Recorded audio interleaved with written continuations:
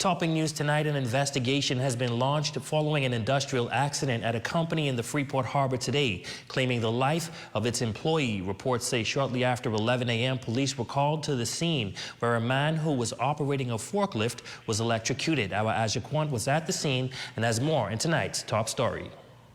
An unfortunate series of events unfolding here at the Executive Marine Management Freeport Harbor, where Assistant Superintendent of Police Stephen Roll telling us that a male driver was driving a forklift and accidentally hit the power lines behind me, was electrocuted and died at the scene. Shortly after 11 Tuesday morning, police received reports of an industrial accident at Executive Marine Management located at the Freeport Harbor. According to ASP Roll, upon arrival, they met a male in his late 20s appearing to be unresponsive.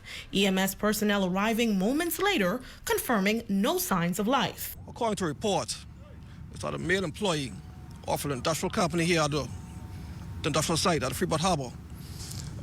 We're driving a tractor and moving some garbage from off a ship when he would have touched the power lines mistakenly, and that resulted in this mishap today. Now, as word began to spread about the accident, family members rushing to the Freeport Harbor gate, awaiting answers as to what happened to their loved one. President at Executive Marine Management David Meller says the victim was an employee of the company for 3 years and describes him as hardworking. Never had any issues on the job with him, always on time,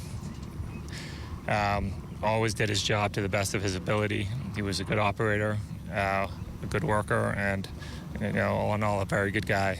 While the matter remains under active investigation by police, Meller claims that the accident was not at the fault of low power lines. It's just a tragic accident. He's well aware of the power lines. He's been doing this job for a long time, and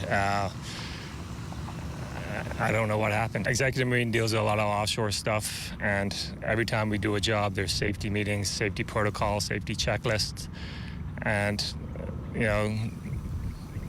for this to happen the way it did, it's something so mundane and routine. Now, Captain David says a meeting will be held tomorrow with the staff and the Grand Bahama Power Company to reinforce safety measures here on site. For the Bahamas Tonight, the Northern Edition, I'm Ajaquant.